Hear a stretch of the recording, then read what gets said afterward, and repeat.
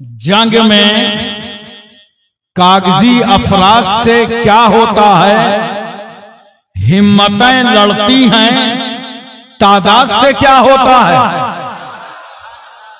हिम्मतें लड़ती हैं, तादाद से क्या होता है? हो मुसलमान तो जियो अपने ही बलबूते पर, हो मुसलमान तो जियो अपने ही बलबूते पर। रूस अमेरिका की इमदाद से क्या होता है? वो मुसलमान तो जियो अपने ही बलबूते पर, रूस अमेरिका की इमदाद से क्या होता? 4 मिसरे और सुनिए। हुस्न अखलाक की अनमोल निशानी दे दो, हुस्न अखलाक की अनमोल निशानी दे दो। गम के ठहरे हुए मौजों को रवानी दे दो। तुम हुसैनी हो, तुम हुसैनी हो तो एहसान के मशकीजे से, तुम हुसैनी हो तो एहसान के मशकीजे से। कोई दुश्मन भी अगर मांगे तो पानी दे दो, कोई दुश्मन भी अगर मांगे तो पानी दे दो। 2 मिसरे सुनिए, क्योंकि हुजूर अशरफुल औलिया का घराना अहले बैत का घराना। फरमाया खुदा ने हमें देकर हैदर सा निगहबान, फरमाया खुदा ने हमें देकर हैदर सा निगहबान। फबिअय्यि आलाए रब्बिकुमा तुकज़्ज़िबान, फबिअय्यि आलाए रब्बिकुमा तुकज़्ज़िबान। 2 मिसरे और सुनिए। मौलाना मुजीबुर रहमान साहब आपके खतीब व इमाम हैं, इनकी तरफ से नजर है। दिलों में बुग़्ज़े अली और जन्नत का जुनून, दिलों में बुग़्ज़े अली और जन्नत का जुनून। इन्ना लिल्लाहि व इन्ना इलैहि राजिऊन, इन्ना लिल्लाहि व इन्ना इलैहि राजिऊन। मोहतरम हजरात, सबसे पहले मैं आपसे पूछता हूं, आप उर्स अशरफुल औलिया में आए हैं, मकसद है चलो कुल शरीफ होगा, दुआ होगी, मिलादे पाक का जलसा होगा, अपने दामनों को भर कर वापस पलटेंगे। मगर आज मैं आपसे पूछता हूं, दुआ सुनता कौन है? बोलो अल्लाह, जोर से बोलो। एक बार अल्लाह का नाम ले लो और प्यार से नाम लो, कितनी रहमतें नाजिल होती हैं। तकबीर पढ़ दो एक बार, अल्लाहु अकबर, अल्लाहु अकबर, ला इलाहा इल्लल्लाह, वल्लाहु अकबर, अल्लाहु अकबर, वलिल्लाहिल हम्द। दुआ सुनता कौन है? जोर से बोलो, पूरा मजमा बोले। और सुनता कहां से है? बोलो, नहीं पता? हर जगह से सुनता है। अल्लाह सुनता है, दुआ अल्लाह ही सुनता है और हर जगह से सुनता है। तो मैं अब आपसे पूछता हूं, जब अल्लाह ही सुनता है, हर जगह से सुनता है, तो मखदूम अलाउल हक पलवी की बारगाह क्यों जाते हो? पीराना पीर अखी सिराजुद्दीन के आस्थाने पे क्यों जाते हो? सैयद सुल्तान मखदूम अशरफ के चौचवी की बारगाह क्यों जाते हो? हुजूर अशरफुल औलिया के आस्थाने क्यों जाते हो? अल्लाह ही सुनता है और हर जगह से सुनता है। तो मजारों पे क्यों जानते हो? जानते हो क्यों जाते हैं? दुआ अल्लाह ही सुनता है, हर जगह से सुनता है। मगर हम मजारों पे जाकर दुआ इसलिए करते हैं कि जहां अल्लाह का वली होता है वहां से अल्लाह की रहमत करीब होती है। चलो खुदा को वहां से पुकारो जहां से खुदा की रहमत करीब। और बहुत सारे लोग मजार जाते हैं, आज तक उनको हाजिरी देने का सलीका नहीं मालूम। गए हाजिरी देने के लिए और जाके मजार को दाबने लगे। लगता है साहिब कब्र बहुत थके हुए हैं, आज ये वफादार मुरीद आया है, सारी थकावट उतार देगा। ये तरीका नहीं हाजिरी देने का। दरियापुर वालों, जब मजारों में जाया करो और दाबने ही का शौक है तो मजार जाके मजार को न दाबा करो, बल्कि घर से निकला करो तो माँ के पैर दबा के निकला करो, बाप की पेशानी चूम कर निकला करो, और फिर जाओ अल्लाह वाले की बारगाह में खड़े हो जाओ, पैतियाने से जाके सलाम करो, और जब फातिहा पढ़ो तो कितनी दूर खड़े हो गए? जितनी दूर से जिंदगी में मुलाकात करते रहे हो। और अगर मुलाकात जिंदगी में नहीं हुई है तो 4 हाथ दूर खड़े हो जाओ और अपनी पीठ काबे की तरफ कर लो। नमाज पढ़ते हो तो मुंह जोर से बोलो काबे की तरफ। मजार पे फातिहा पढ़ो तो पीठ काबे की तरफ। कहां है वो लोग जो हमें बिदती और कब्र पुज्जा कहते हैं? नादान, हमारा तरीका फातिहा देख। हम इबादत करते हैं तो मुंह काबे की तरफ, फातिहा पढ़ते हैं तो पीठ काबे की तरफ। हमारा अंदाजे फातिहा बता रहा है कि हम वली की इबादत करने नहीं आए, बल्कि अल्लाह वाले की ज़ियारत करने आए हैं। नमाज और है, नियाज और है। मोहतरम सामईन किराम, एक बात और बताओ मुझसे, मैं मोहब्बत से आपसे पूछना चाहता हूं, बोलो पूरी तवज्जो है ना? आज उससे अशरफुल औलिया में आए हो, मज़ारात जाते हो, इज्तिमात में जाते हो, जलसों में जाते हो। ये शबे कदर है, ये शबे बारात है, ये जुमा है, ये ईदैन है। बड़े बड़े इज्तिमात में जाकर के दुआएं करते हो, आरस में जाते हो। मगर कुछ नाशुक्रे खुदा के बंदे ऐसे हैं जो ये कहते हैं हम क्या बताएं, हर बार तो कचौचा शरीफ जाते हैं, अजमेर शरीफ जाते हैं, लेकिन हमारी तो दुआ ही नहीं कबूल हो रही। अब बस सच्ची बात बोला करो, ये मत बोलो कि दुआ कबूल नहीं हो रही। बोलना है तो ये बोलो हमारी डिमांड पूरी नहीं हो रही। जो डिमांड रखा था ना, प्लाट मिल जाए, मकान बन जाए, औलाद हो जाए, शादी हो जाए, कारोबार चल जाए, डिमांड पूरी नहीं हो रही। ये मत कहना कि दुआ कबूल नहीं हुई। क्यों? जो तुम्हारी जुबानों से दुआ के जुमले निकलते हैं, अल्लाह को अहकमुल हकीमीन रब्बुल अरबाब काज़िउल हाजात मौला किबरिया बड़ा कबीर समी खबीर।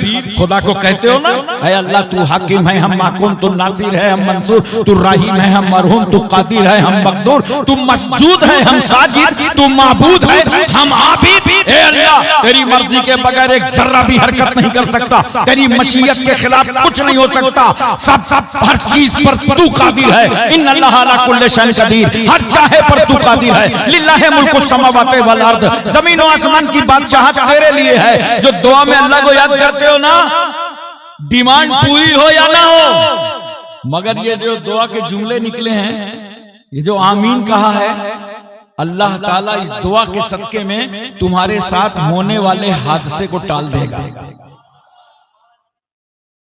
लेकिन इंसान बहुत जरी है, वो कह सकता है मेरे साथ कोई हादसा भी नहीं था, जबकि इल्म यकीनी अल्लाह को है।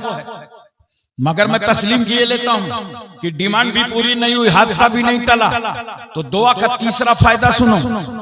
मैदान हश्र में अल्लाह तबारक व तआला तुम्हारी इस दुआ को तुम्हारे नामे आमाल में जखीरा कर देगा, नेकियों का जखीरा बढ़ जाएगा। तो उस वक्त बंदा कहेगा, मोमिन कहेगा, काश हमारी और दुआएं कबूल ना होती और आज सबका सिला मैदान हश्र में मिल गया होता। इसलिए ये उर्स मनाए जाते हैं, ये दुआओं की महफिल की जाती है। हुजूर अशरफुल औलिया रहमतुल्लाह ताला अलैह तो अपनी पाकीज़ा जिंदगी में दुआ भी फरमाते थे और पूरी कौम से तौबा भी करा देते थे। तकरीबन 71 साला जिंदगी जो एक सूरज के झौशा मुकद्दसा से तुलू हुआ था और 71 साल के बाद उसी जमीन पर डूब गया। चल चल के अशरफुल औलिया ने दीन फैलाया, सुन्नियत की तबलीग की, सैकड़ों मदारिस कायम किए, दर्जनों मस्जिदों को बनवाया, मुनाज़रे किए, दीनी पैगाम, पैगाम मुस्तफा, मोहब्बत मुस्तफा, इश्क़ मुस्तफा लेकर हिंद, पाक, भूटान, नेपाल हर सरहद में पहुंचाते रहे और यही पैगाम देते रहे कि ऐ लोगों, सैयद मुस्तफा अशरफ को जीने में वो मजा नहीं आता जो मदीने वाले के नाम पर मर जाने में आता।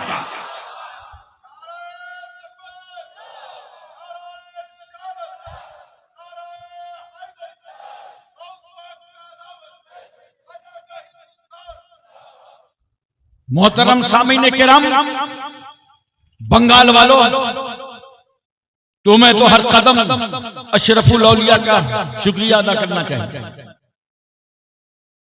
जो बंगाल में उन्होंने खिदमत की, वरना बंगाल सिसक रहा था, बदअकीदगी सवार थी, दया बना चौराहे चौराहे पे नजर आ रहे थे, इसके रसूल पर टाका डालने वाले हर संत दिखाई पड़ रहे थे।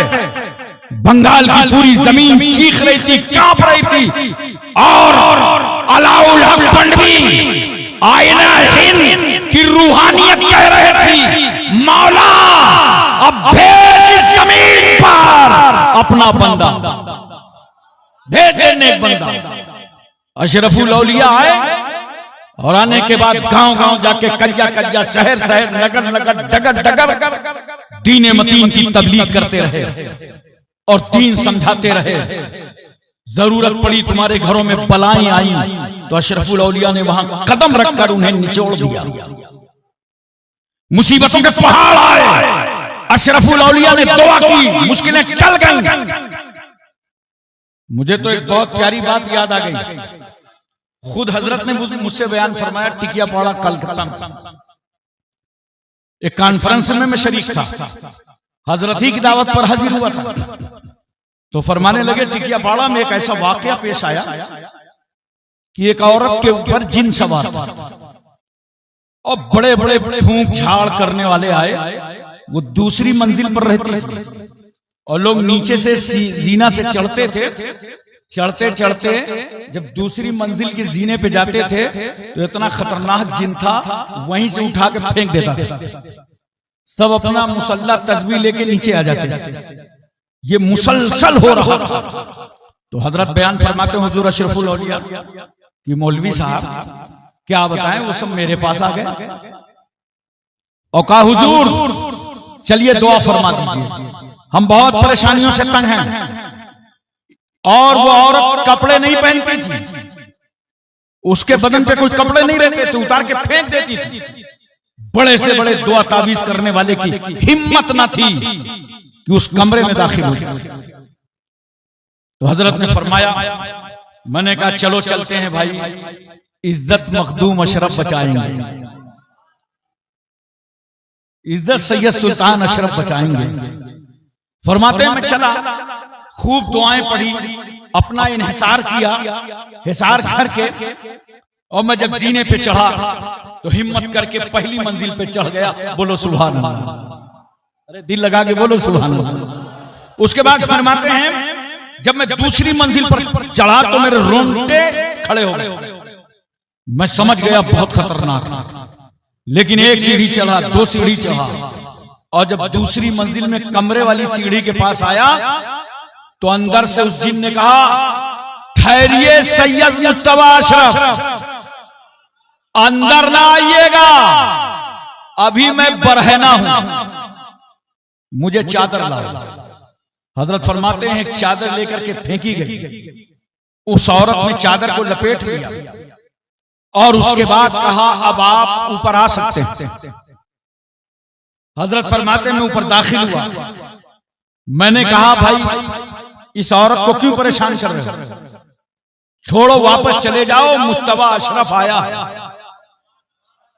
निकल जाओ। उसने कहा हुजूर बड़े बड़े तावीज वाले, गंडे वाले आए थे, ये कलकत्ता तो दुआ तावीज वालों की मंडी है।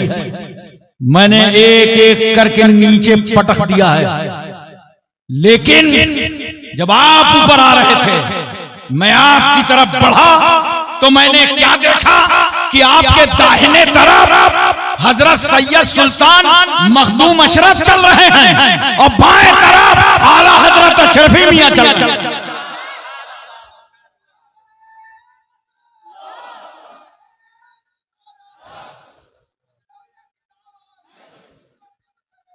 नहीं छोड़ेंगे यार, नहीं छोड़ेंगे। तो उसने कहा, मैं वहीं पर रुक गया, कहा ये जो बुजुर्ग आ रहे हैं आने दो, आज इनके सदके में मखदूम अशरफ की जियारत हो रही है, आला हजरत अशरफी मियां की जियारत हो रही है। मैं कचौचा का निकाला हुआ हूं, आज आपके सदके में मखदूम कचौचा की जियारत हो गई है, अब आप जो कहेंगे वो हो। हजरत ने फरमाया इसे छोड़ो, वापस चले चले। हुजूर अशरफुल औलिया फरमाते हैं उसी वक्त वो औरत बेहतर। बोलो मोहब्बत से सुभान अल्लाह। मोहतरम सामीन किराम, तवज्जो करने का मकाम है। एक बात और याद आ रही है मुझे, बड़ी प्यारी बात याद आ रही, बोलो मोहब्बत से सुभान अल्लाह। तो मैं अर्ज कर दूं, सब अशरफुल औलिया के दीवाने हो, उनकी मोहब्बत में आए हो, उनका उर्स मनाने के लिए आए हो, उनकी याद मनाने के लिए आए हो। तवज्जो कीजिए, जब आला हजरत अशरफी मियां रहमतुल्लाह ताला अलैह, ये दादा हुजूर हैं, हुजूर अशरफुल औलिया, जब उनके विसाल का वक्त करीब आया और अय्यामे अलालत में थे, कमजोरी नकाहत बहुत बढ़ गई, पूरा खानदान हुजूर अशरफी मियां की खिदमत में लगा हुआ था, बड़े बूढ़े बुजुर्ग सब खिदमत में। जब ऐसे हालात होते हैं घर के, तो बच्चे भी खिदमत में आ जाते हैं। तो हुजूर अशरफुल औलिया भी आ गया, कम उम्री का जमाना था। थोड़ी देर के बाद आला हजरत अशरफी मियां फरमाते हैं सब लोग बाहर निकल जाएं। सब लोग रूम खाली कर देते हैं, बाहर चले जाते हैं। कुछ बच्चे हम लोग रह गए थे, तो हजरत ने फरमाया बच्चों तुम भी बाहर चले जाओ। तो सारे बच्चे बाहर चले गए, मगर हुजूर अशरफुल औलिया नहीं गए। हजरत ने फरमाया अशरफी मियां रहमतुल्लाह अलैह ने, मुस्तफा अशरफ तुम भी बाहर जाओ। कहा नहीं, मैं तो दादा जान के पास रहूंगा। आपने कहा नहीं, मैं तो दादा जान के पास रहूंगा, मैं नहीं जाऊंगा। तो हजरत ने फरमाया चले जाओ। कहा नहीं, मैं दादा का दामन नहीं छोड़ूंगा, मैं दादा के पास रहूंगा। तो फरमाया अच्छा सुनो, नहीं जाओगे? कहा नहीं जाएंगे। तो कहा मेरी चारपाई है, इस चारपाई के नीचे चले जाओ। अरे जोर से बोलो सुभान अल्लाह। अब अशरफी मियां रहमतुल्लाह अलैह चारपाई पे लेते हैं, चारपाई के नीचे हुजूर अशरफुल औलिया, कम उम्री का जमाना। उसके बाद क्या होता है, थोड़ा वक्त गुजरा, मतलब ये वो ऐसा वक्त था आला हजरत अशरफी मियां पर कि इतनी नकाहत और कमजोरी थी कि आप खड़े नहीं हो पा रहे। तो हुजूर अशरफुल औलिया फरमाते हैं थोड़ा वक्त हुआ कि कुछ मुकद्दस हस्तियां आ गईं। अरे जोर से बोलो सुभान अल्लाह। कुछ मुकद्दस हस्तियां आ गई, और जैसे ही वो मुबारक हस्तियां आई तो मेरे दादा जान अपनी चारपाई से खड़े हो गए, उनकी ताज़ीम किया। और अरबी में कुछ बात होती रही, अरबी में कुछ बात होती रही। थोड़ी देर के बाद वो तशरीफ ले गए। तो मैंने पूछा, मैंने कहा बाबा जान ये बताइए, आपको तो इतनी कमजोरी थी, उठ बैठ नहीं पाते थे, और जब ये मुबारक हस्तियां आई तो आप खड़े होकर ताज़ीम कर रहे थे। कहा बेटा तुम्हें मालूम है इसमें कौन आया था? अरे कमजोरों को ताकत देने वाले रसूल आए थे, बेसहारों को सहारा देने वाले गौसे आजम आए थे, ख्वाजा अजमेरी आए थे, मेरे जद्दे करीम सैयद मखदूम अशरफ कचौची आए। तो आला हज़रत अशरफी ने फरमाया, सुनो सैयद मुज्तबा अशरफ, ऐसा है ये किसी को बताना मत। तवज्जो कीजिए, किसी को बताना मत। ये तो हुक्म फरमाया ही, आगे देखो क्या फरमाया। फरमाया अगर किसी को अपनी जुबान से बता दोगे तो तुम गूंगे हो जाओगे। अल्लाह अकबर कबीरा। या इतनी सख्ती से रोका कि बताना मत। अब कौन चाहेगा कि बता के मैं गूंगा हो जाऊं? का बताना मत वरना गूंगे हो जाओ। कौन रोकेगा? आजकल के पीर साथ में एजेंट रखते हैं, बोलो जबरदस्ती वो करामतें गढ़ा करते हैं। ट्रेन छूट जाए तो करामत और ट्रेन मिल जाए तो करामत। लेकिन हजरत आला हजरत अशरफी मियां को देखो अपनी करामत किस तरह छुपा रहे हैं। बताना मत किसी को जब तक मैं जिंदा हूं, मेरी जिंदगी में किसी को मत बताना। हजरत के विसाल के बाद जब हुजूर अशरफुल औलिया ने यह वाकया बताया तो पूरा खानदान रो रहा था और हजरत अशरफी मियां की अजमतों के तराने गा रहा था। और हुजूर अशरफुल औलिया जब इस वाकये को बयान किया करते थे तो अक्सर बेशतर मुरीदीन में रो रो के बयान किया करते थे। वो शख्सियत है, वो जाते गिरामी है हुजूर अशरफुल औलिया, जिनके उर्स की सआदत अल्लाह ताला ने दरियापुर वालों को अता फरमाई है। मोहतरम सामईन किराम, एक करामत तो हुजूर अशरफुल औलिया की ऐसी है जिसमें आधा मैं शरीक हूं उस करामत के देखने में। बोलो मोहब्बत से सुभान अल्लाह। आधा नहीं आप पूरा कह सकते हैं। एक बार हुजूर अशरफुल औलिया मेरे मादरे वतन तशरीफ ले गए। मेरी पैदाइश जो है वो उत्तर प्रदेश में एक शहर है फतेहपुर, उसका एक महल्ला है अस्ती। वहां रसूल मदनी कॉन्फ्रेंस थी तो हजरत को मैंने मदू किया और हुजूर कादरी मियां साहब किबला भी थे। जब हजरत फतेहपुर शहर तशरीफ ले गए तो एक सूफी साहब थे, उन्होंने आके मुझसे बड़ी मिन्नत समाजत की, काम मेरे घर हजरत को ले चले आप।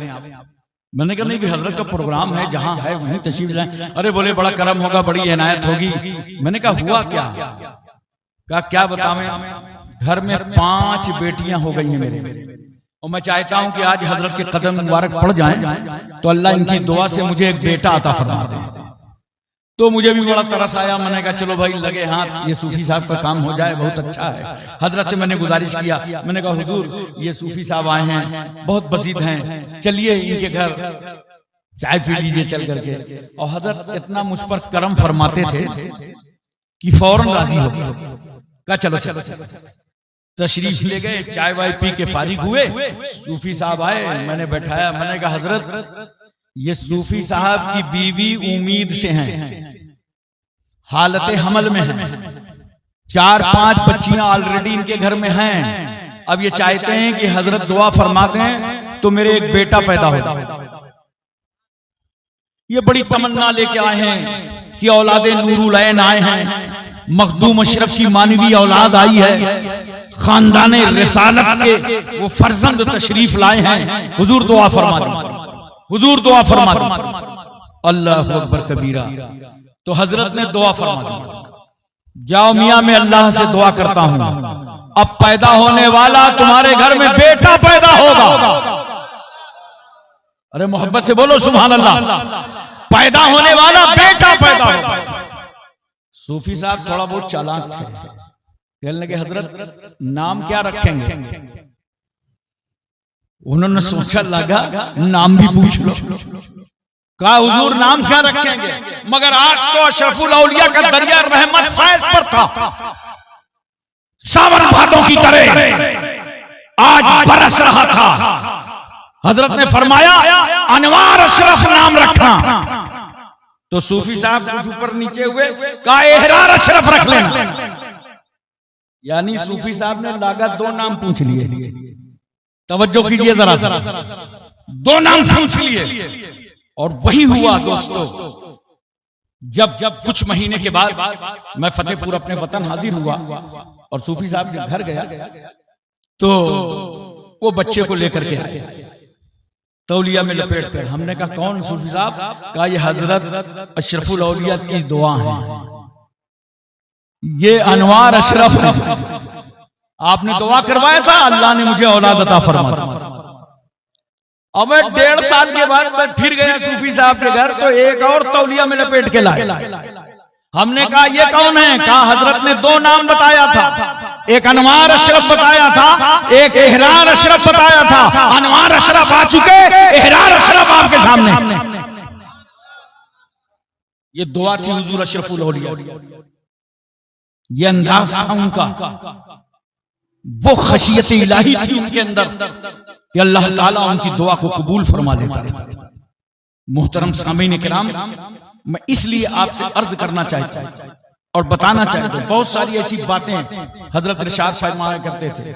आज मैंने जहांगीर भाई को बताया, इनके घर में दस्तरखान लगा, खाना खाने जा रहा था, कहा सिलिपची लाओ, हाथ धोला। मैंने कहा सुनिए, हुजूर अशरफुल औलिया फरमाते थे, अरे भाई हाथ धो के खाना खाया करो, कभी भूखे नहीं रहोगे,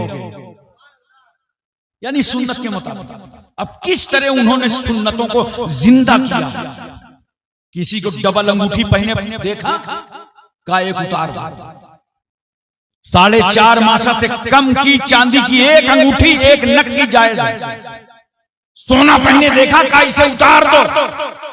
नाम लोग बिगाड़ते हैं ना, कोई रहमान कहता है, कोई गफ्फार कहता है। आप फरमाते थे नहीं, रहमान अल्लाह की शान है, गफ्फार अल्लाह की शान है। अब्दुल रहमान बोलो, अब्दुल गफ्फार बोलो। कदम कदम पर जिस जाते के रामी ने मुरीदों को तालीम और तरबियत दिया हो और सुन्नत रसूल पर चलने का तरीका सिखाया हो। मैं आज आपको समझाऊंगा, ये हमारी तुम्हारी निस्बतें हैं औलिया किराम से, बुजुर्गाने दीन से। आज अपनी निस्बत को और पुख्ता करके जाओ। देखो कुरान कहता है, वत्तखिज़ू मिन मकाम इब्राहीम मुसल्ला, मकाम इब्राहिम को मुसल्ला बनाओ, मकाम इब्राहिम पर नमाज पढ़ो। ये मकाम इब्राहिम है क्या? एक पत्थर है जिस पर इब्राहिम अलैहिस्सलाम ने खड़े होकर के काबे की तामीर की। जैसे हम लोग इंडिया में दीवार ऊंची हो जाती है तो चहली लगा लेते हैं। जब काबे की दीवार ऊंची हो गई तो इब्राहिम अलैहिस्सलाम ने एक पत्थर रख लिया और उसी पे खड़े हो गए। अब अल्लाह की रहमत मुस्कुरा रही है, इब्राहिम दीवार तो ऊंची होगी मगर तुम्हें पत्थर बदलने की जरूरत ना पड़ेगी, ये पत्थर भी नीचे से बढ़ता चला जाएगा। काबा तामीर हो गया, काबा कंप्लीट। इब्राहिम पैगंबर ने दुआ के लिए हाथ उठा दिए, रब्बना तकब्बल मिन्ना इन्नका अंतस समीउल अलीम। ऐ अल्लाह, हम बाप बेटों की जानिब से इस तामीर काबा को कबूल फरमा। याद रखो मुसलमानों, जब कोई नेकियां किया करो, अच्छे काम किया करो, मदरसा बनवाओ, मस्जिद बनवाओ, खानका बनाओ, तो रियाकारी और दिखावा न किया करो, बल्कि नेक काम करने के बाद तन्हाइयों में जाया करो और खुदा की बारगाह में आंसू बहा कर रोया करो, ऐ अल्लाह नेक काम करना हमारा काम था और इसे कबूल फरमा लेना तेरा काम है। इब्राहिम अलैहिस्सलाम खड़े हो गए जबल अबू कुबैस पर, ये शहर मक्का का वो ऊंचा पहाड़ जिस पर अल्लाह के रसूल सल्लल्लाहु अलैहि वसल्लम ने खड़े होकर के चांद के 2 टुकड़े फरमाए थे। इसी पहाड़ी पर इब्राहिम पैगंबर खड़े हैं और आवाज देते हैं, ए परस्ताराने खुदा, ए अल्लाह को एक मानने वालों, चलो चलो काबा तैयार हो चुका है। अब जिन लोगों ने, जिन रूहों ने सुना, अल्लाह ने उनके मुकद्दर ही में हज्जे बैतुल्लाह लिख दिया। यही वजह है कि जब एक हाजी 8 जिलहिज्जा को मक्के में एहराम पहन लेता है। जरा कानून देखो इस्लाम का, इस्लाम की तरह मसावात लाओ। अमीर गरीब, गोरे काले, बादशाह फकीर, रियाया, सब बराबर। हुक्म है लोगों, तुम जिस मुल्क के सदर जमहूरिया हो, वजीर आजम हो, बादशाह हो, अपने अपने वतन का लिबास उतार करके अपने कमरों में रख दो और आज अपने आप को 2-2 चादरों में लपेट लो। तुम्हारा खुदा तुम्हें उस लिबास में देखेगा जिस लिबास में उसका प्यारा महबूब आया। और चादरें लपेट करके चारों तरफ तलबिया की कसरत जारी हो जाती है और लोग पढ़ते हैं, लब्बैक अल्लाहुम्मा लब्बैक, लब्बैक ला शरीक लक लब्बैक, इन्नल हम्दा वन्नेमत लक वल मुल्क ला शरीक लक। पूरा शहर मक्का गूंज रहा, पूरा शहर मक्का गूंज रहा। जानते हो इब्राहिम अलैहिस्सलाम के सवाल का ये जवाब है। उन्होंने कहा था चलो खुदा का घर तैयार हो गया तवाफ के लिए।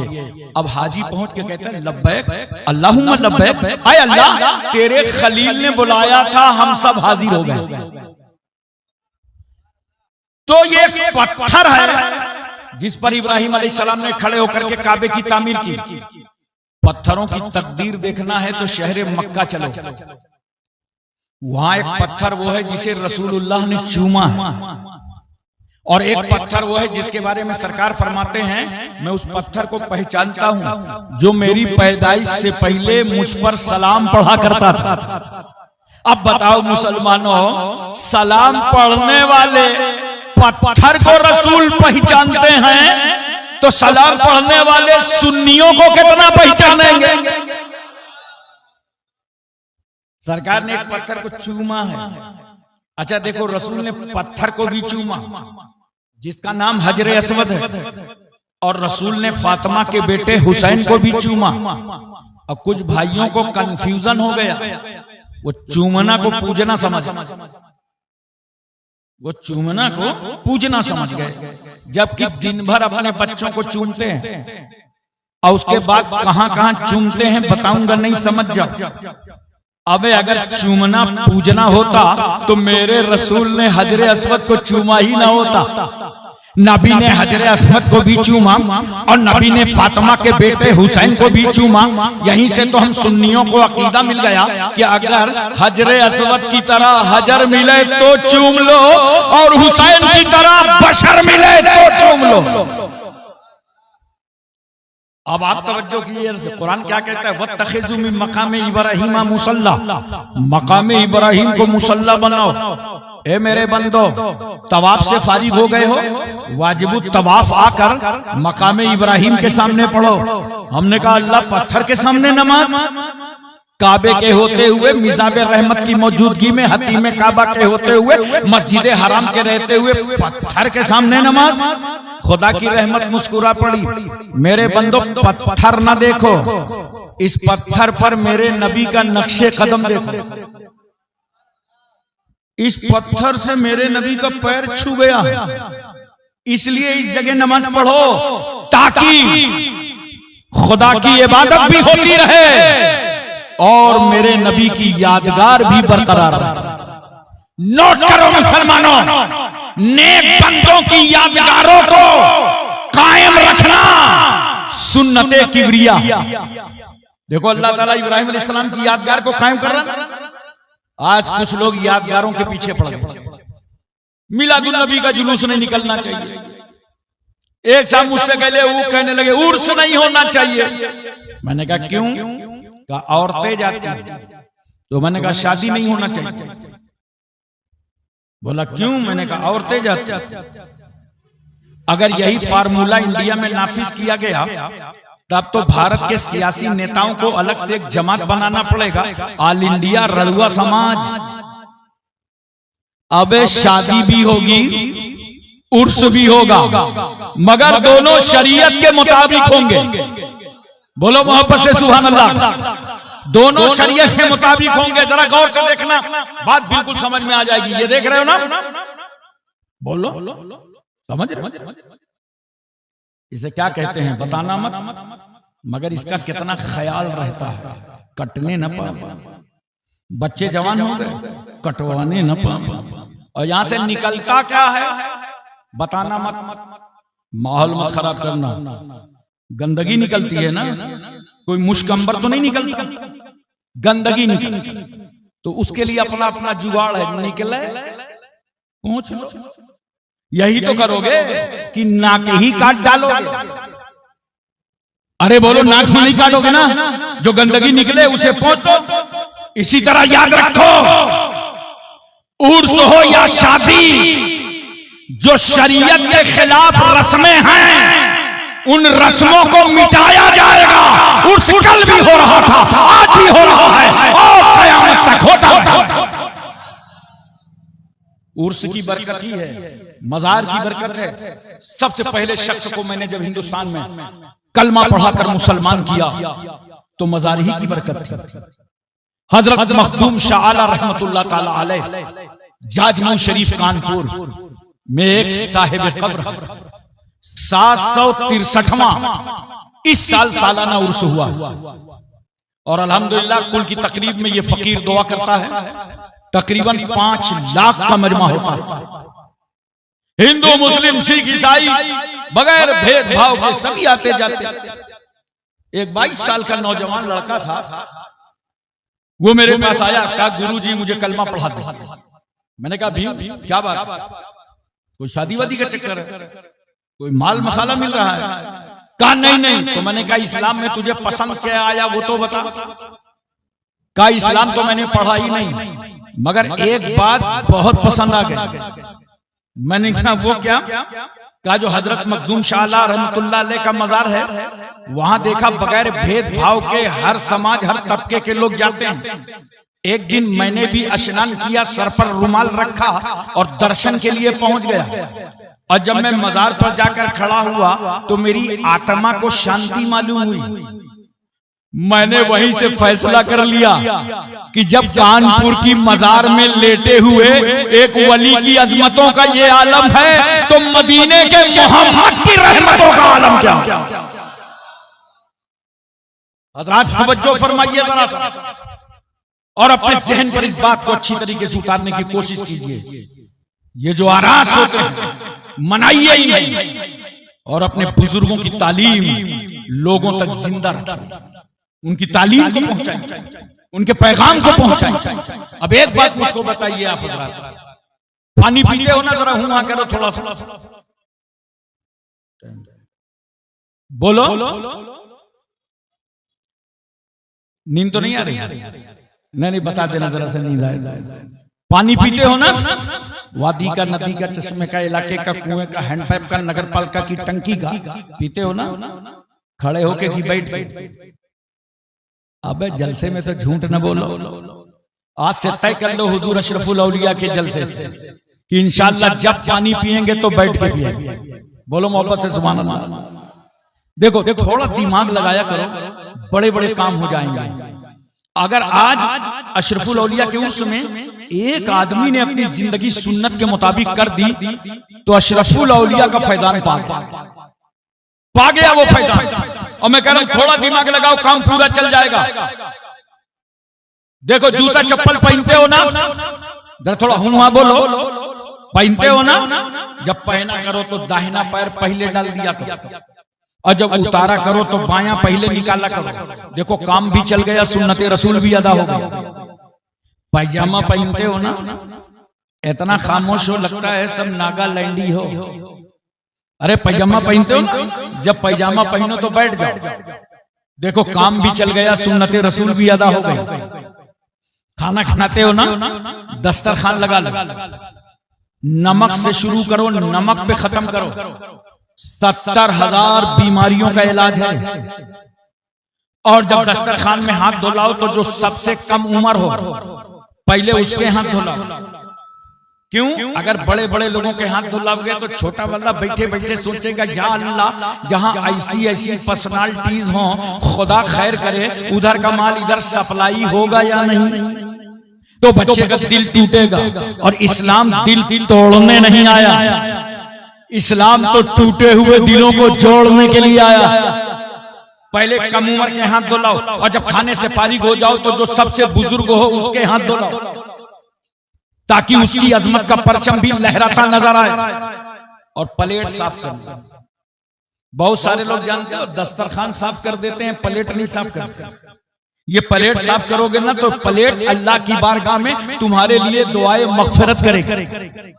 बोलो अपनी जिंदगी गुजारोगे, अपनी जिंदगी में तब्दीली लाओगे, अशरफुल औलिया की मोहब्बत में अपने आप को बदलोगे। बदलो, उनका उर्स हो रहा है, बदलो, अशरफुल औलिया के नाम का जलसा हो रहा है। लाओ तब्दीली अपने आप में। देखो सारा पानी जो पीते हो तो बैठ कर, और अगर कोई आबे जमजम ला के दे दे, जोर से बोलो, खड़े होके, सारा पानी बैठ के, आबे जमजम खड़े होके। क्यों भाई? सारा पानी बैठ के, आबे जमजम खड़े होके। तो आप कहेंगे हजरत ये आबे जमजम है, इस्माइल अलैहिस्सलाम की एड़ी से छू गया, इस्माइल अलैहिस्सलाम की एड़ी से टच हो गया। अच्छा, एक पानी नबी की एड़ी से छू जाए तो उस पानी की ताजीम, अब हम आप तो पीते ही हैं खड़े होके। मुझे हैरत तो उन लोगों पर है, आबे जमजम को वो भी खड़े होके पीते हैं जो नबी के लिए नहीं खड़े होते, वो भी आबे जमजम खड़े होके पीते हैं। अब मुझे एक बात बताओ मोहब्बत के साथ, बोलो तवज्जो है ना, ज़हन हाजिर है? आप हज करके वापस आए, दरवाजे पे भीड़ लगने लगी। हाजी साहब ने कहा बच्चों, हज कमेटी ने 5 लीटर अलाउ किया था, इतने में होगा क्या? मजमा बहुत है, 1 ड्रम पानी कर लो, नगर पालिका का पानी मिला लो, हैंड पाइप का मिला लो, बोरिंग का पानी मिला लो। 5 लीटर को 1 ड्रम बना दिया। अब जो आता जा रहा है खड़े होके पीता जा रहा है। मैंने कहा दरियापुर वालों, आबे जमजम को खड़े होके पीते तो बात समझ में आती, ये दरियापुर वाले पानी के लिए क्यों खड़े हो गए? तो आप कहेंगे हजरत ये मालदा वाला पानी मक्के वाले पानी से मिल गया है, इसलिए इस पानी की ताजीम हम कर रहे हैं। देखो पहले लोटा बदना चलता था, अब तो सिस्टम बदला है। और जैसे ही लोटा लेकर के वजू किया, वजू करने के बाद जितना पानी बचा क्या करते थे चाचा? खड़े होकर पी लेते थे। मैं पूछ रहा हूं खड़े होकर क्यों पीते थे? तो आप कहेंगे इसलिए कि वजू का पानी है। मगर फिर मैं आपसे पूछता हूं, वजू का नहीं है, वजू वाला तो बह गया। जिससे वजू किया ना, हाथ धोया कंट्रोल से बाहर, चेहरा धोया कब्जे से बाहर, पैर धोया गिरफ्त से बाहर, तो जिससे वजू किया वो तो नाली में बह गया, और जो बचा है उससे वजू किया ही नहीं है, वरना ये भी बह गया होता। इस बचे हुए के लिए क्यों खड़े होते हो? तो आप कहेंगे ये बचा हुआ पानी वजू वाले पानी से छू गया, इसलिए इस पानी की ताजीम करते हैं। सुनो मुसलमानों, एक पानी आबे जमजम से मिल जाए, एक पानी वजू के पानी से छू जाए तो हम उस पानी की ताजीम करते हैं। अरे इसीलिए हम ताजीम करते हैं हुजूर अशरफुल औलिया की, कि अशरफुल औलिया का सीना इश्क़े रसूल का मदीना हो गया। सुभान अल्लाह, सुभान अल्लाह। नारे तकबीर, नारे तकबीर, नारे रिसालत, नारे रिसालत। उर्से अशरफुल औलिया, उर्से अशरफुल औलिया। नारे तकबीर, नारे रिसालत। एक बात और सुनिए मोहब्बत से, हम और आप जिस पानी से वजू करते हैं ना, ये 2 गंदगियों को धुल देता है। एक आज़ाए वजू पर जो गंदगी होती है उसकी धुलाई, और जो आपने गुनाहे सगीरा किए उसकी धुलाई। वाह रे नमाज कितनी मुकद्दस है कि अभी नियत नहीं बांधा, वजू किया, गुनाह धुलने लगे। 2 गंदगियों को ये पानी धुलता है। फुक़ाए किराम की इस्तिलाह में इस पानी का नाम माए मुस्तामल है। अब दोबारा इस्तेमाल मत करना, वरना मुफस्सिरीन किराम ने लिखा है कि मिर्गी जैसी बीमारी का खतरा है। ये हमारे तुम्हारे वजू का पानी है, दोबारा इस्तेमाल करो तो बीमारी पैदा हो जाए। लेकिन अगर वजू कर रहे हो मुस्तफा जाने रहमत, अगर वजू कर रहा हो अल्लाह का पैगंबर, तो सहाबा दौड़ पड़ते हैं, हथेली पे हथेली, हथेली पे हथेली, हथेली पे हथेली, और नबी के वजू का पानी जमीन पर गिरने नहीं देते। और जिस सहाबी को पानी नहीं मिलता था वो दूसरे सहाबी से कहते थे लाओ खाली हाथ मेरे हाथ में रख दो। जाहिर सी बात है सहाबी ने कहा होगा कुछ हाथ में है नहीं, तो सहाबी ने यही तो जवाब दिया होगा हमें मालूम है पानी नहीं है, मगर इस हथेली से नबी के वजू का पानी छू गया है, खाली हाथ हाथ पे रख दो। अब मैं एक बात आपसे पूछना चाहता हूं, मोहब्बत से बताओ कहां है वो लोग जो बात बात पे कहते हैं ये लिखा कहां, ये लिखा कहां? उर्से अशरफुल औलिया मनाओ, कल कहेंगे लिखा कहां। अच्छा पूछते पढ़े लिखे लोगों से नहीं है, अनपढ़ से, जाहिल से। बेचारा चाय वाला चाय बना रहा है, उसके पास पहुंच गए, कहा बे कलुआ, ये फातिहा लिखा कहां? पान वाला पान लगे लपेट रहा है, लगा रहा है कट्ठा चूना बराबर, और जा गए उसके पास, कहे अबे बफाती ये सलाम लिखा कहां है? उसका मूड खराब हो गया, अब तक तो बराबर लगा रहा था, अब चू नहीं चूना, चू नहीं चूना, चू नहीं चूना। किससे पूछ रहे हैं? जाहिल से पूछ रहे हैं, लिखा कहां? और कुरान क्या कहता है? फसलू अहला जिक्र इन कुंतुम ला तालमून। जिन बातों का तुमको इल्म ना हो वो अहले इल्म से पूछ लिया करो, वो उलमा से पूछ लिया करो। इन्होंने पलटी मार दी, कहा अल्लाह तूने कहा था अहले इल्म से पूछो, हम जाहिलों से पूछेंगे ये लिखा कहां है, ये लिखा कहां है? पूछने वालों बड़ी हिम्मत है पूछने की, ये लिखा कहां है? तो मेरा रसूल वजू कर रहा है और सहाबा नबी के वजू का पानी जमीन पर गिरने नहीं दे रहे। हदीस शरीफ का मफहूम है, ऐसा दौड़ रहे थे सहाबा, लगता था आपस में झगड़ा हो जाएगा, पानी जमीन पर गिरने नहीं दे रहे। चल हिम्मत है तो पूछ सहाबा से, ये लिखा कहां है? जुरत पूछ सहाबा से, ये लिखा कहां है कि जब नबी वजू करें तो नबी के वजू का पानी जमीन पर गिरने न देना? अरे बताइए लिखा कहां है? पूछ। है हिम्मत?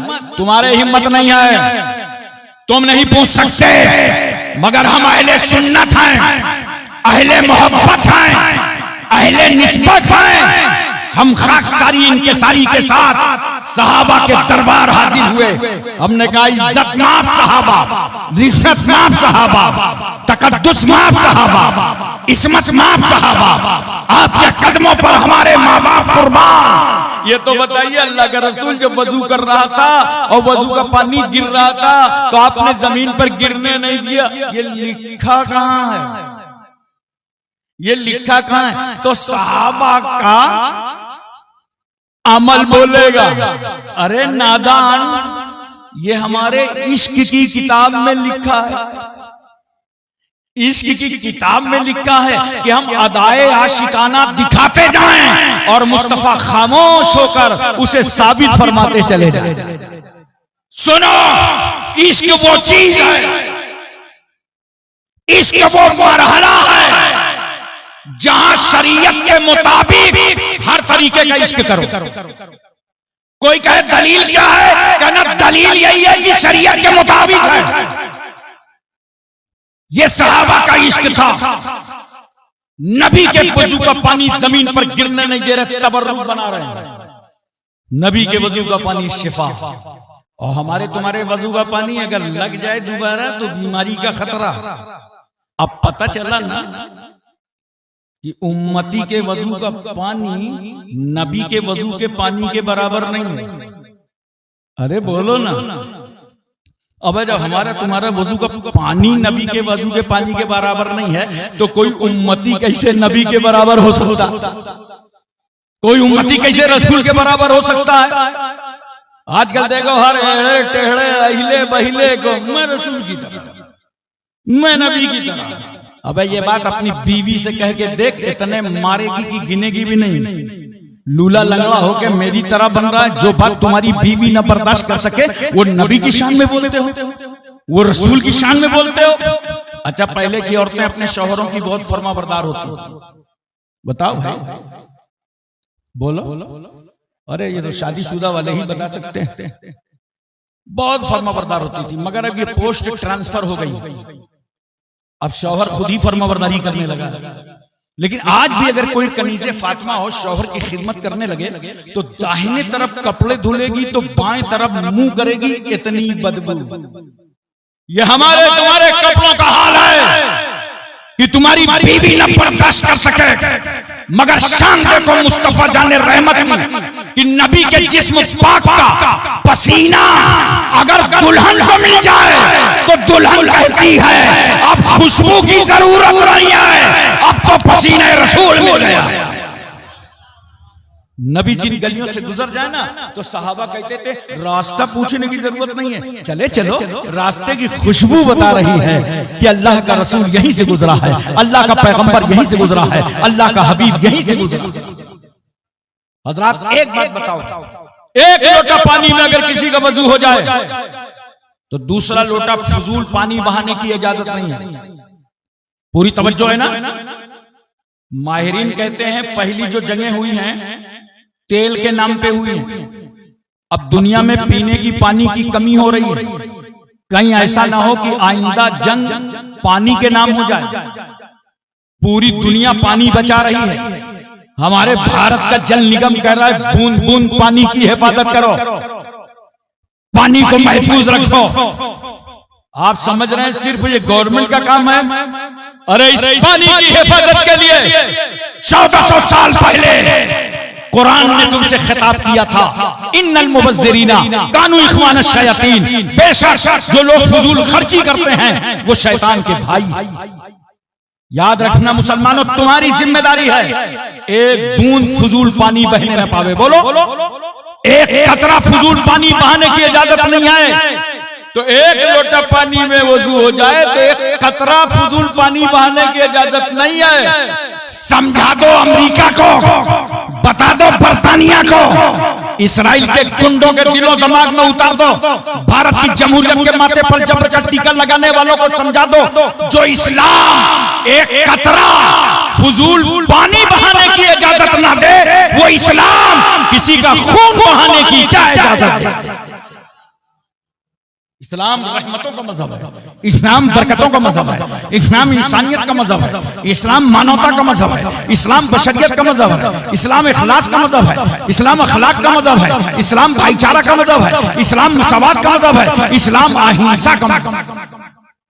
एक बात और मुझे मोहब्बत के साथ बताओ, बोलो पूरी तवज्जो है ना। पूरे मजमे में कितने हाजी हैं? कोई हज करके आया है क्या? आया हो तो हाथ उठा के बताओ। माशाअल्लाह ये हाजी साहब 1 2 3 हाजियों का परसेंटेज कम है, लगता है कंजूसों का इलाका है। अब मैं हज फर्ज है तो जल्दी जल्दी करके आओ। और जवान बच्चों में तुमसे गुजारिश करता हूं, अगर तुम कमा रहे हो, घर की बागडोर संभाल लिया है, तो अपने माँ बाप को हज कराओ। अल्लाह दुनिया में बहुत दौलत से तुम्हें नवाजेगा, मगर जब माँ बाप का साया नहीं रह जाएगा तुम पछताते रहोगे। हमारे माँ बाप होते तो उन्हें भी हम हज करा देते। और हज करने से, कराने से याद रखना गरीबी नहीं आती। हज करने वाले जब पूछ लो, अल्लाह ताला उसका रिस्क और कुशादा फरमा देता। आप देखो जरा सा, हज का रुकने आजम है वकूफे अरफा, मैदान अरफात में ठहरना। कब तक ठहरोगे? जब तक सूरज न डूब जाए। तवज्जो चाहिए। जब तक हाजी को अरफात से निकलने की इजाजत नहीं है, सूरज डूब जाए निकल पड़ो, लेकिन अब नमाज पढ़ने की इजाजत नहीं है। हमने कहा अल्लाह सूरज डूबने से पहले निकलने की इजाजत नहीं, सूरज डूब गया, अब हम नमाज मगरिब की नहीं पढ़ सकते। नहीं बंदो, जाओ मुजदलिफा में इशा और मगरिब साथ में पढ़ना। हमने कहा मस्जिद नबी, मस्जिद कुबा में, मस्जिद जुमा में, मस्जिद किबलतैन में, मस्जिद अबू ज़र गफारी में, मस्जिद बिलाल में, मस्जिद अबू बकर में, मस्जिद उमर में, मस्जिद उस्मान में, मस्जिद अली में, जहां जहां सूरज डूब गया वहां वहां मगरिब की नमाज हो रही है। हमें सूरज डूबने से पहले निकलने की इजाजत नहीं, सूरज डूब गया मगरिब पढ़ने की इजाजत नहीं। खुदा की रहमत मुस्कुरा पड़ी। मेरे बंदो, तुम मैदान अरफात में मगरिब कैसे पढ़ोगे जब मेरे महबूब ने नहीं पढ़ा? मेरे हबीब ने तो मुजदलिफा में पढ़ा था। अल्लाह अकबर, क्या इत्तिबाए रसूल है, क्या ताल्लुके रसूल है। अगर मैदान अरफात में मुस्तफा मगरिब ना पढ़े तो किसी उम्मती को इजाजत नहीं है पढ़ने की। वहीं पढ़ना मुजदलिफा में जहां रसूल ने पढ़ा। हमने कहा परवरदिगार आलम वहां जाते जाते तो मगरिब का टाइम निकल जाएगा, इशा का हो जाएगा, हमारी तो मगरिब कज़ा हो जाएगी। खुदा की रहमत मुस्कुरा रही है। मेरे बंदो, आज तुम्हारा खुदा तुम्हारी मगरिब को कज़ा नहीं होने देगा। अगरचे तुम इशा के वक्त अदा करोगे तब भी अदा ही कबूल फरमाएगा। ये है ताल्लुके मुस्तफा। हजरात, ये औलिया किराम का मकसद यही था, अशरफुल औलिया का मकसद यही था कि बच्चा बच्चा आशिके रसूल, रसूलुल्लाह का दीवाना बन जाए। लोगों की गलत सोहबत में मत बैठा करो, इन उलमा की सोहबत में बैठो, अपने इमामों की सोहबत में बैठो, उलमा के ताल्लुकात बनाओ, वरना कब ये तुम्हें गुमराह कर दें। इनकी सोहबतें खराब हैं, नेक लोगों की सोहबतें इख्तियार करो। एक साहब मुझे मिल गए बंबई रेलवे स्टेशन पे, कह रहे थे हुजूर सल्लल्लाहु अलैहि वसल्लम के चाहने से कुछ होता है क्या? अरे मैंने कहा नादान, तुम वही लोगों की कुरान पढ़ते हो मगर कुरान हलक से नहीं उतरता। अबे नबी के चाहने से तो किबला बदल गया। पढ़ो दूसरा पारा, अल्लाह ताला क्या फरमाता है, मेरे महबूब बार बार आसमान की तरफ आपका सर उठना हम देख रहे हैं। 17 महीने तक सरकार सल्लल्लाहु अलैहि वसल्लम ने मस्जिद अक्सा की तरफ रुक करके नमाज पढ़ा। ये मस्जिद अक्सा वही है जहां फलस्तीन, बोलो यरूशलेम में मस्जिद अक्सा है। ये मुसलमान यरूशलेम से मस्जिद अक्सा से इतनी मोहब्बत क्यों करता है? इसलिए कि हमारे नबी जब मेराज के लिए तशरीफ ले गए तो तमाम अंबिया और मुरसलीन की इमामत इसी मस्जिद में फरमाई। तवज्जो कीजिए जरा सा, 17 महीने तक सरकार ने मस्जिद अक्सा की तरफ रुक करके नमाज पढ़ा। सरकार की मर्जी ये है कि मेरा किबला काबा बना दिया जाए, और बार बार आसमान की तरफ देख रहे हैं। कभी आप तशरीफ ले जाइए, मैं दुआ करता हूं अल्लाह ताला सबको मक्का और मदीना पहुंचाए। तो मदीना शरीफ में जब मस्जिद किबलतैन जाएंगे, 2 किबलों वाली मस्जिद, मैं तो वहां पहुंचा तो एक मुसल्ले का रुख काबे की तरफ है और एक मुसल्ले का रुख पुश्त पर बना है जो मस्जिद अक्सा की तरफ है। इसी तरफ सरकार खड़े थे और नबी की मर्जी क्या थी कि मेरा किबला काबा बना। अल्लाह ने फरमाया महबूब बार बार आसमान की तरफ आपका सर उठना हम देख रहे हैं। फवल्ले वजहका शत्रल मस्जिदिल हराम, तो अपना चेहरा आप मस्जिद हराम की तरफ कर लिया। सरकार ने हालत नमाज में अपना रुख काबे की तरफ कर लिया। बोलो मोहब्बत से सुभान अल्लाह। अच्छा, सरकार ने अपना चेहरा काबे की तरफ किया तो जितने सहाबा को तहवीले किबला का एहसास हुआ, उन्होंने भी अपना अपना रुख काबे की तरफ कर लिया। मैंने सहाबा से पूछा, ए सहाबा, रसूल ने अपना रुख काबे की तरफ किया था, आपने क्यों किया? सहाबा कहते हैं हम किसी की तरफ नहीं हैं, हम उसी की तरफ हैं जिसकी तरफ रसूल हैं। जब तक रसूल मस्जिद अक्सा की तरफ थे, हम सब मस्जिद अक्सा की तरफ, और जब नबी काबे की तरफ आए तो हम सब काबे की तरफ। मैंने कहा काबा सब तो तेरी तरफ, सब तेरी तरफ। बोलो ये हमारे उलमा जब नमाज पढ़ते हैं तो रुख, आप जब नमाज पढ़ो तो रुख, दरियापुर वाले नमाज पढ़ें तो रुख, पीराना पीर वाले नमाज पढ़ें तो रुख, पंडवा शरीफ वाले मालदा वाले नमाज पढ़ें तो रुख, यूपी एमपी तमिलनाडु कर्नाटक हिमाचल हरियाणा पंजाब कश्मीर उत्तराखंड छत्तीसगढ़ सौराष्ट्र गुजरात महाराष्ट्र रुख। अरे जोर से बोलो ना। एशिया मलेशिया इंडोनेशिया सऊदीया Libya Cambodia Korea Mongolia Maldives Bhutan Singapore Burma Barauni Vietnam Hispania Romania Bulgaria Czechoslovakia Yugoslavia Tanzania England Highland Thailand New Zealand Nagaland Nagaland Gorkhaland नमाज पढ़े तो रुख। अरे बोलो ना। अर्दली फलसफी सियासतदान साइंसदान हकीम खतीब शहीर तबीब राजा महाराजा प्रजा रियाया master doctor inspector barrister collector MP MLC नेता बेटा छोटा मोटा नाटा खोटा रुख। कोई नमाज पढ़े तो रुख काबे की तरफ। हमने काबा से पूछा, काबा सब तो तेरी तरफ, ये बता तू किसकी तरफ? काबे ने कहा हम तो रहमतुल लिल आलमीन की तरफ, हम तो मुस्तफा जाने रहमत की तरफ। मैंने कहा काबा सब तेरी तरफ, तू रसूल की तरफ। कहा मेरी तरफ था ही कौन?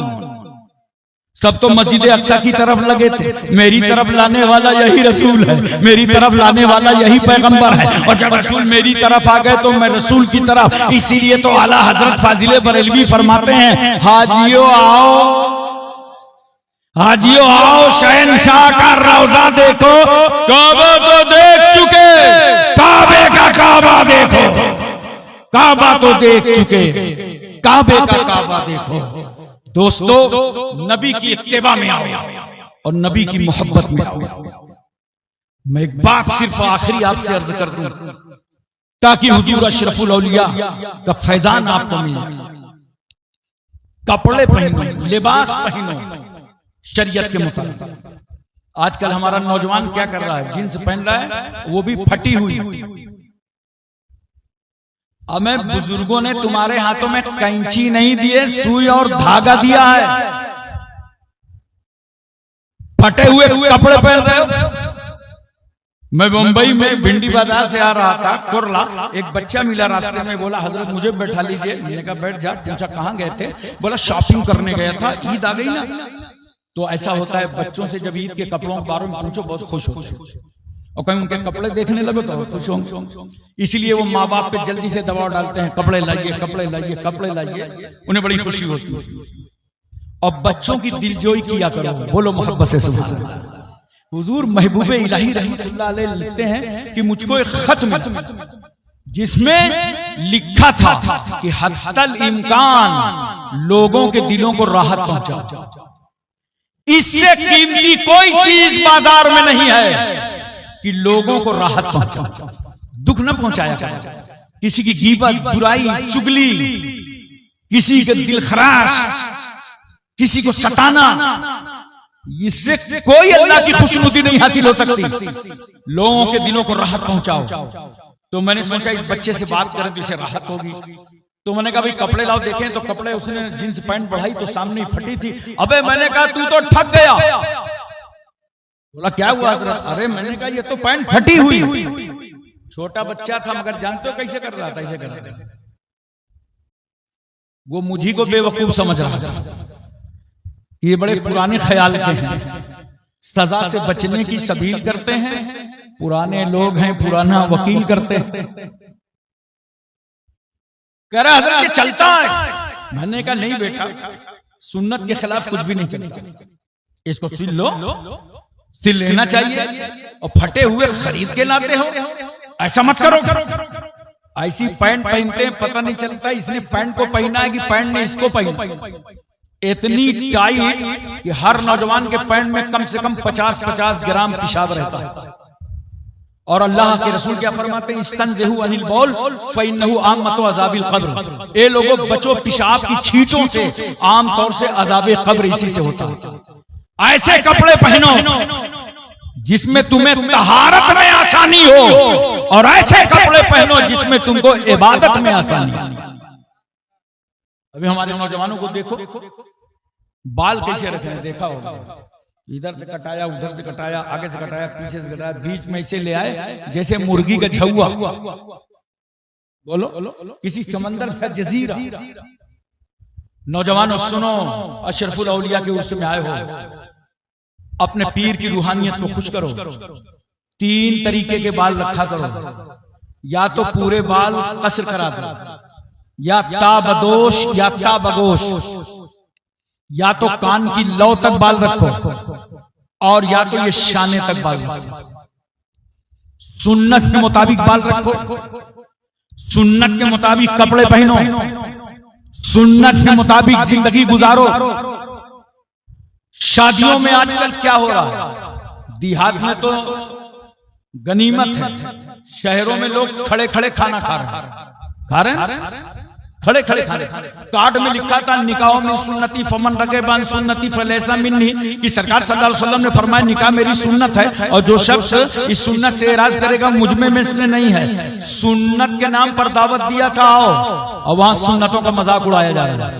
बोलो सुन्नतों का मजाक उड़ाया जा रहा है। सुन्नत के मुताबिक खाना खाओ, सुन्नत के मुताबिक चप्पल पहनो, सुन्नत के मुताबिक पैजामा पहनो, सुन्नत के मुताबिक कपड़े पहनो। थोड़ा दिमाग लगाओ तो पूरी जिंदगी तुम्हारी सुन्नत के मुताबिक गुजर। ये क्यों फटे कपड़े पहन रहे हो? क्यों ऐसे बाल रख रहे हो? इसलिए कि मुंबई में किसी को देख लिया होगा। याद रखो, बंबई के अदाकारों को अपना आइडियल मत बनाओ। उनको आइडियल वो लोग बनाएं जिनका कोई आइडियल ना हो। हमारे आइडियल तो हुजूर अशरफुल औलिया हैं। बोलो। इसलिए दोस्तों और बुजुर्गों, मैं तुमसे गुजारिश करूंगा कि अपना वक्त मत बर्बाद करो, बल्कि जितना वक्त तुम्हारा गुजरे सुन्नत के मुताबिक गुजरे, तरीक़े मुस्तफा पे गुजरे।